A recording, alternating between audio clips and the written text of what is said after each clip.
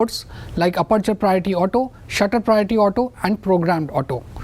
Until next time, this is your Nikon buddy Abhishek Singh signing off.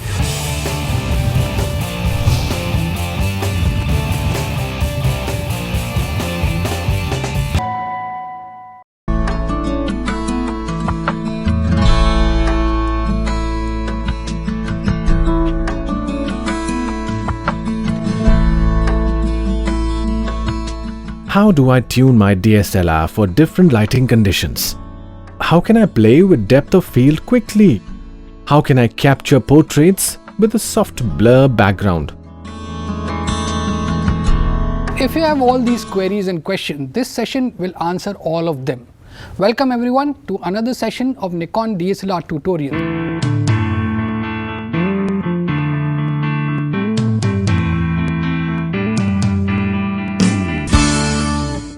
Now in this session, we will be talking about various exposure control modes. Let's start with aperture priority auto mode. Now if you intend to have good shallow depth of field in your portraits, as well as if you intend to have greater depth of field while shooting a landscape wherein you want foreground as well as the background crisp sharp, this is the right mode to go for. Now in order to shoot in aperture priority auto mode, you need to switch your camera to A mode.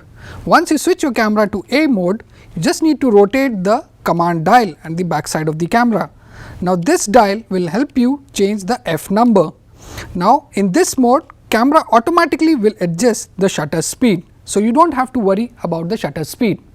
As I told you, in A mode, camera gives the shutter speed automatically and you have the liberty to change the aperture. But in case you are not satisfied with the exposure given by the camera, you can actually override the exposure by using this plus minus button. This plus minus button is called exposure compensation button. By pressing this button and then rotating the command dial towards plus size, you can actually brighten up your images. Similarly, if you rotate the command dial towards negative side, you can actually make your images underexposed. Let's have a look at some of the images shot in aperture priority auto mode. Now here is an image that gives you very shallow depth of field at aperture f2.8. Now at this wide aperture, the depth of field is very shallow. You don't have to worry about shutter speed when you are in A mode. If you want a greater depth of field, you need to increase your f number because you want both background as well as foreground in focus, crisp, sharp. So f11 will give you a very good depth of field. Moving ahead, if you want a very good greater depth of field, you can further increase the f number to f18 if the lighting condition is very good. In this case also, you don't have to worry about the shutter speed. Thank you for watching this session of Nikon DSLR tutorial. We hope you enjoyed this session. In the next session, we will be talking about shutter priority auto mode. Until then, this is your Nikon buddy Abhishek Singh signing off.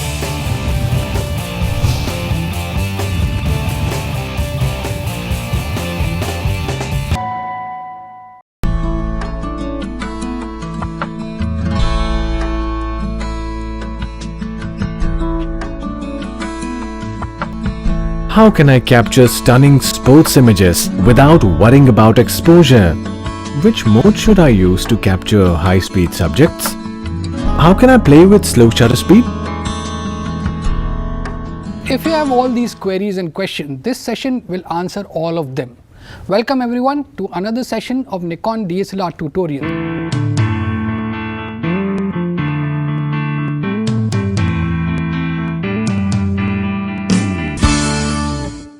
In our last session, we spoke about aperture priority auto mode, that is A mode. In this session, we will be talking about S mode, that is shutter priority auto mode. Now when you want to freeze a fast moving subject or you want to show any kind of motion, especially the star trails or light trails, or you want to show those milky waterfalls, then S mode is the right mode to shoot in. In order to shoot in S mode, you have to first rotate the mode dial to S. Once you do that, you have to rotate the command dial to change the shutter speed. Now in S mode, camera gives you the liberty to change the shutter speed, wherein aperture is adjusted by the camera automatically as per the available light. Now as I told you, in S mode, camera gives you the liberty to change the shutter speed, wherein aperture is adjusted automatically by the camera. Now, if in case you are not satisfied with the exposure given by your camera, you can actually override the exposure by pressing this plus minus button. This button is known as exposure compensation button. Now, in order to brighten up your images, you just need to press this button and rotate the command dial towards the positive side. This will brighten up your images. In order to underexpose your images, you again need to press this button and rotate the command dial towards the negative side. Now, let us have a look at some of the examples that are shot in S mode. Here is the first example. You see this image of a boy moving. Now, in order to freeze this subject, you have to have a higher shutter speed. In this subject, the shutter speed is close to 1/400 of a second, so that we can actually freeze the motion. In the second example, the subject is moving fast towards the camera.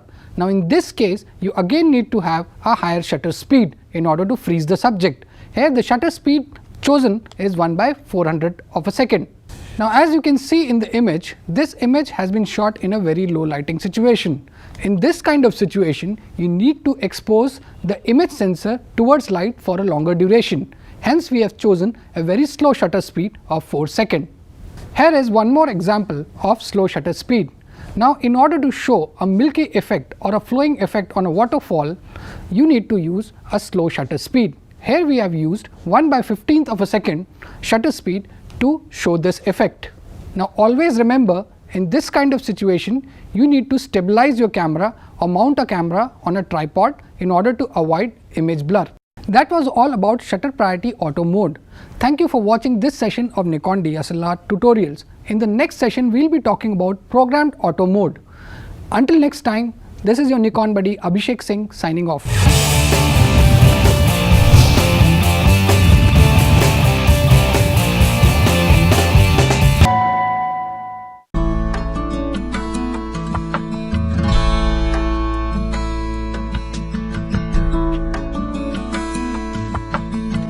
Which mode can I use other than auto?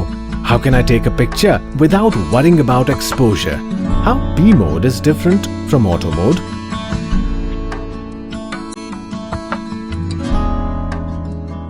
If you have all these queries and questions, this session will answer all of them. Welcome everyone to another session of Nikon DSLR tutorial.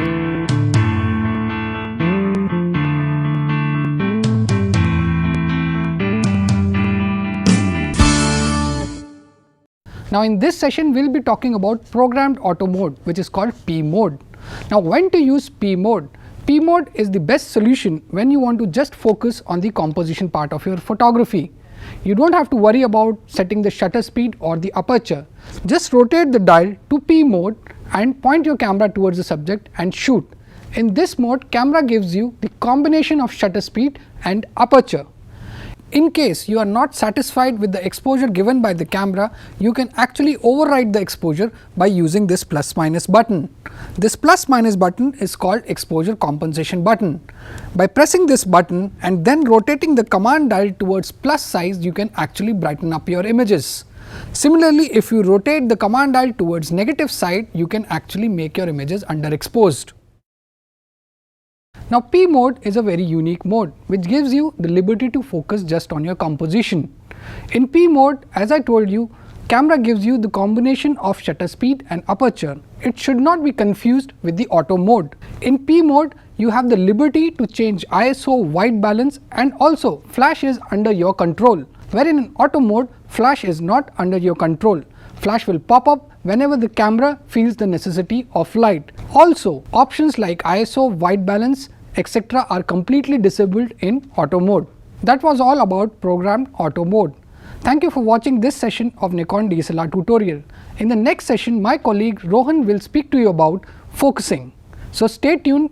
Until next time, this is your Nikon buddy Abhishek Singh signing off.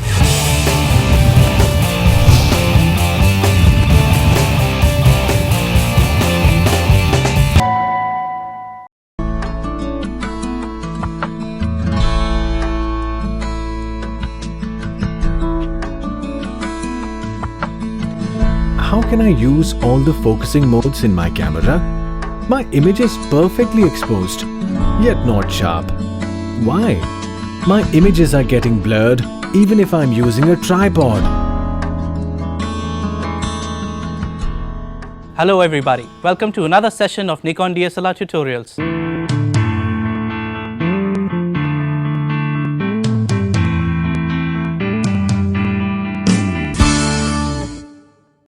In the previous session, we spoke about various auto exposure modes.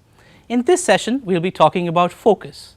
What is focus? Focus is actually adjusting the distance of your subject from the lens. Focus ensures that your main subject appears sharp in an image. Well, you would want to ask me now, how do we achieve focus on the camera? There are two ways. One is manual focus and the other is autofocus.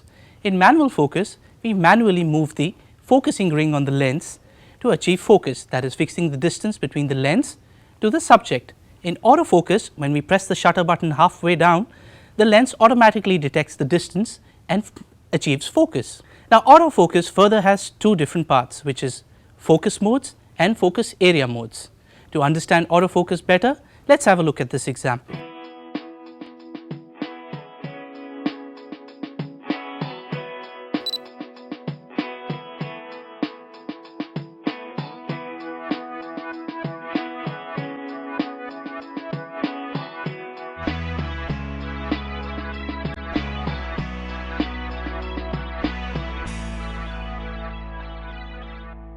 Now, as we mentioned earlier, autofocus can be achieved by pressing the shutter button halfway down. The photographer here has the liberty to choose whether the camera locks focus or it continues to adjust while the shutter button is pressed. The function that sets this behavior in the camera is known as focus mode.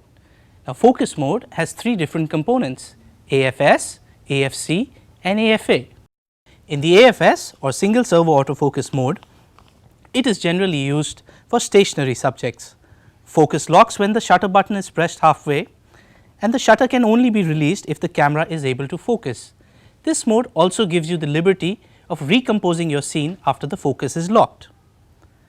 Coming to the AFC or continuous servo autofocus mode, this mode is used for moving subjects. The camera focuses continuously while the shutter button is pressed halfway. If the subject moves, the camera will engage predictive focus tracking to predict the final distance to the subject and adjust the focus as necessary. At default settings, the shutter can only be released if the camera is able to focus. In AFA, which is the auto servo autofocus mode, the camera automatically selects single servo autofocus if the subject is stationary and continuous servo autofocus if the subject is moving. The shutter can only be released if the camera is able to focus. Now, you would like to keep in mind that when you are unable to decide which mode to choose, that is between AFS or AFC, you can go ahead and choose AFA mode. An advantage of the AFA mode is it helps you when you are confused between choosing the AFS or AFC mode. The AFA mode automatically switches between the two depending on the subject movement and maintains crisp focus. Now, let us see how to change the focus modes on your camera. First, press the I button on your camera to bring up the shooting information display. Now, choose the focus mode and press OK to see the available focus modes. Now, choose the desired focus mode and press OK again, and now you can start shooting with your desired focus mode. Now, let us learn a little more about the AF area modes. First of all, the single point AF area mode, in which the photographer has the liberty to choose the focus area. The dynamic area AF is used for subjects in motion. The photographer here has the liberty to choose from 9, 21 and 39 focus areas. In the 3D tracking mode, the camera tracks moving subjects and selects the focus area automatically. In the auto area AF, the camera detects the subject type and automatically selects the focus area from among 39 focus points. Now, let us see how to choose an autofocus area mode on the camera. To do that, first press the I button on your camera and highlight the present AF area mode.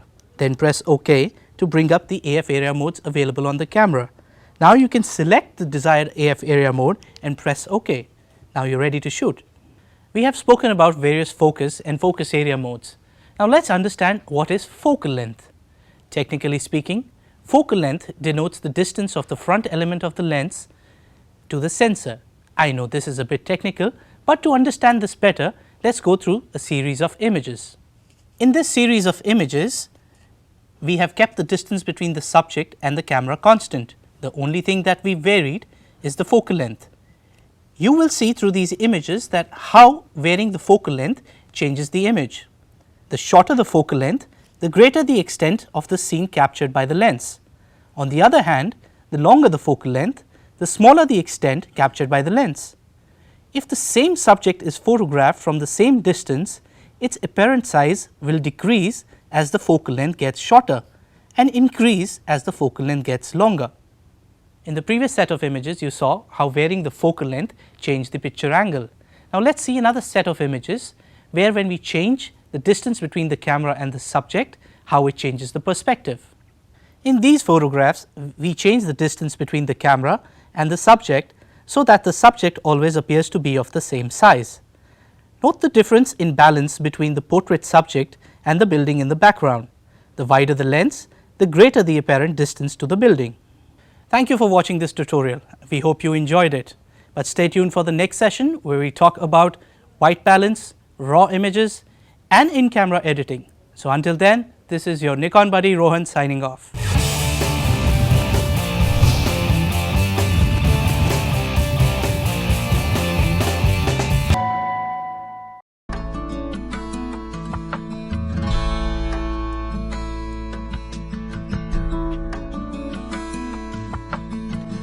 How can I produce images with natural looking colors?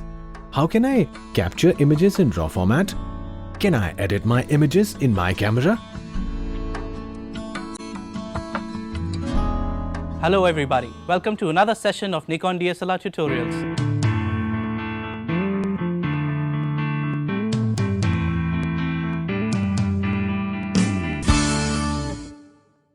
In the previous session, we spoke about focus and focal length. In this session, we will be talking about white balance, raw images and in-camera editing. Now, the white balance setting in your camera is used to adjust the color so that it matches the color of the light source and white objects appear white. Auto white balance is recommended for most light conditions in P, S, A or M modes, and they can be changed depending on the color of the light source if needed. For example, if you were outdoors on a brightly lit sunny day, you could use the direct sunlight white balance setting. If you were outdoors on a cloudy day, you could use the cloudy setting. If you were under the influence of fluorescent or incandescent lights, you could use the incandescent or fluorescent setting. Under the influence of shade, you can use the shade setting of white balance to match the color of the light source. Now that was about white balance. Let's talk a little about the raw format.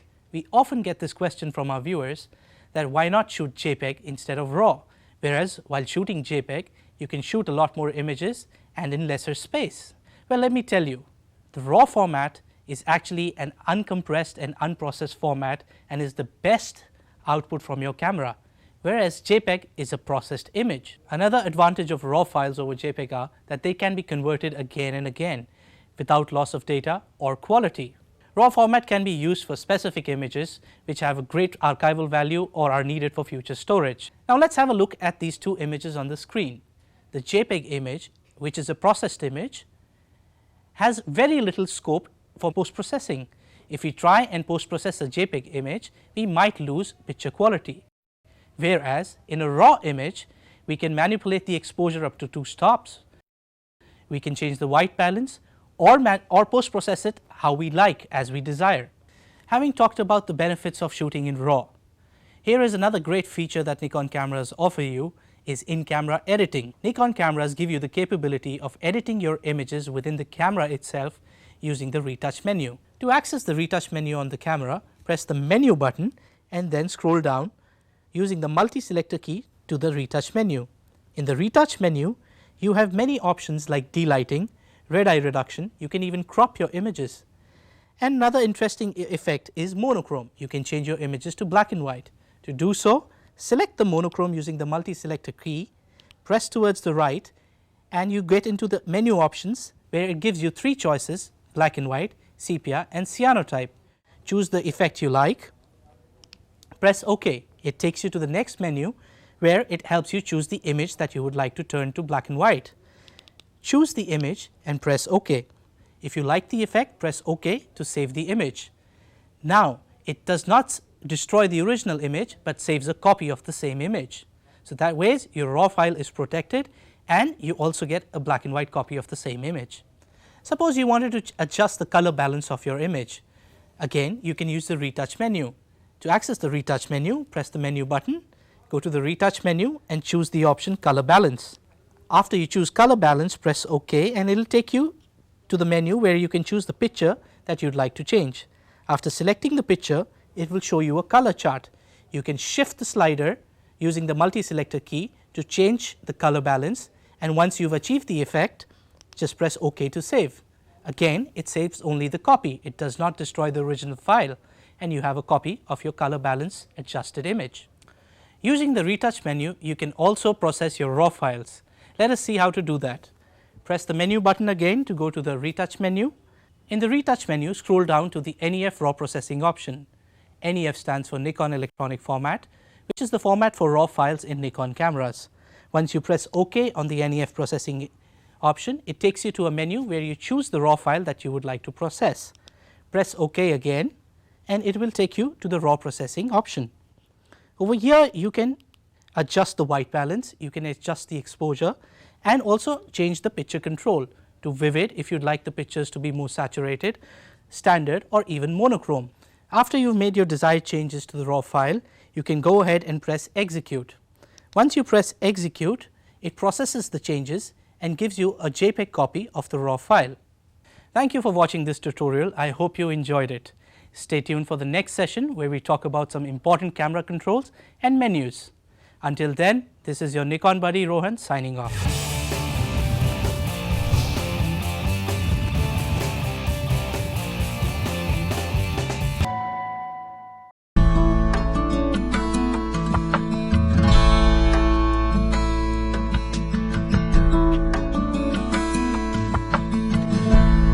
What are all these buttons on my DSLR for? Can I customize few buttons as per my need? When and how to use these buttons? Hello everyone, welcome to another session of Nikon DSLR tutorials.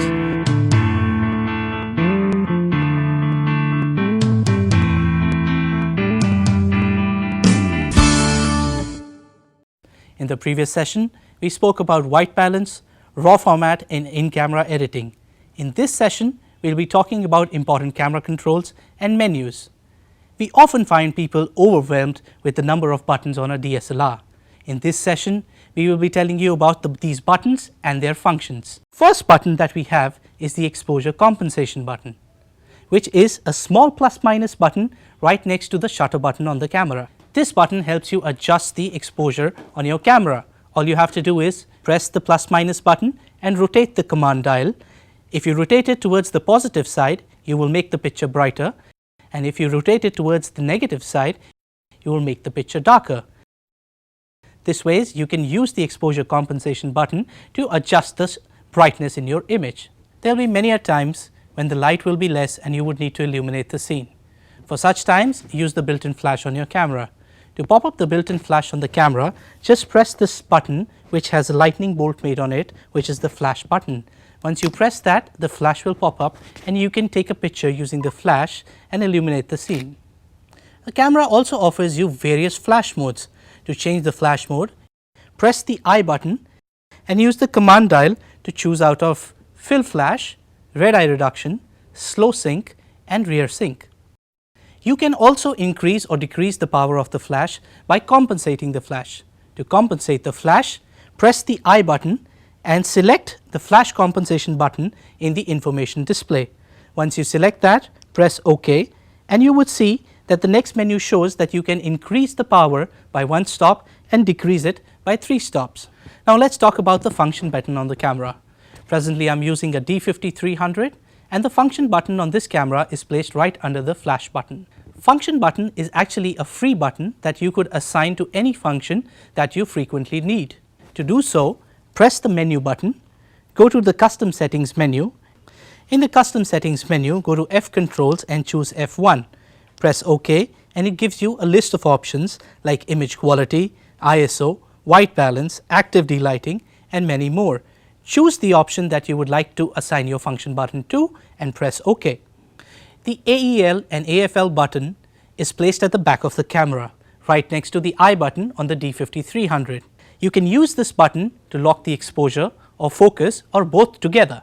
The diopter adjustment control is placed right next to the viewfinder on the camera.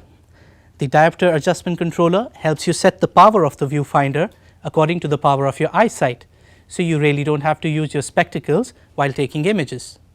Now coming to the release mode button, this button determines how the camera shutter is released. To access the release mode settings, on the D5300 you have a dedicated button. All you have to do is press this button and it will bring up the release mode options. You can choose out of single frame, low, high, a self timer option, or if you would like to release the shutter with a remote, you have two remote options as well. In cameras like the D3200 and D5200, you can access the same options by pressing the I button and going to the release mode option and choosing similar options. We talked about some important buttons and controls on the camera. Now let's move ahead towards menu functions. The first function that we would discuss is image quality and image size.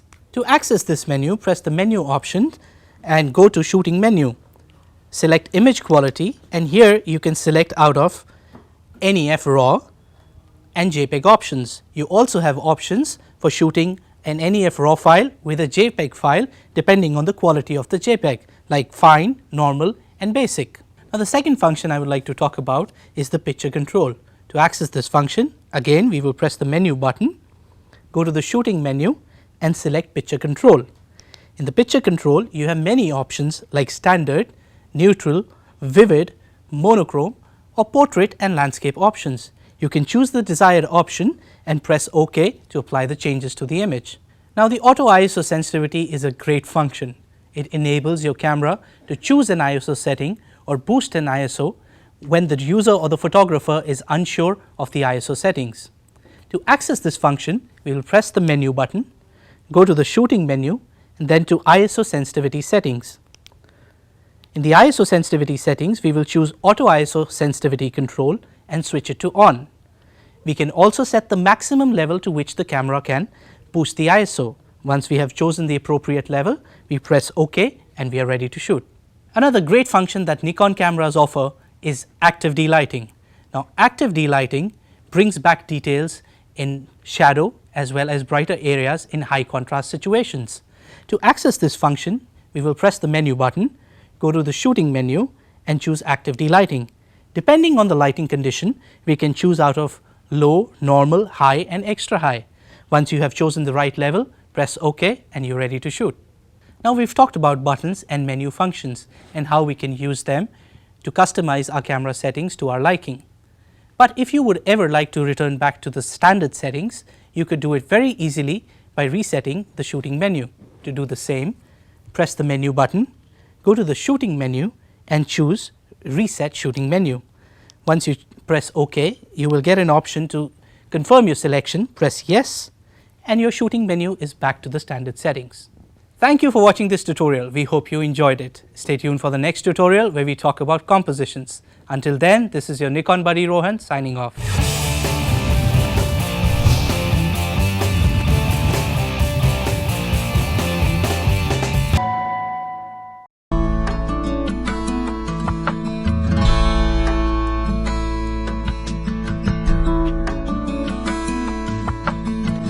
How can I capture images that make great impact? What's really so interesting about composition? Are there some guidelines in the initial stage of photography? So if you had all those queries about what to include in an image, what to exclude or how to frame an image, this session answers them all. Welcome to another session of Nikon DSLR tutorials.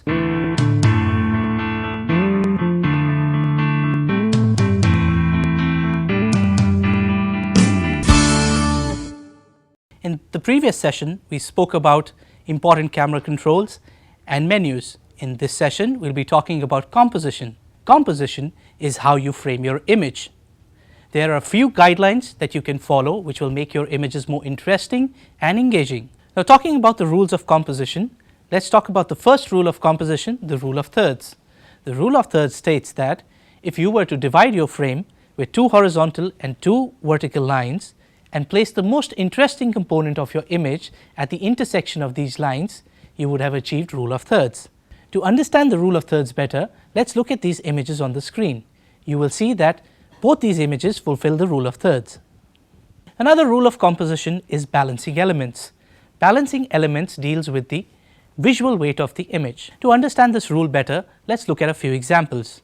In the first image, you see the camel in the foreground is balanced by the group of people in the background.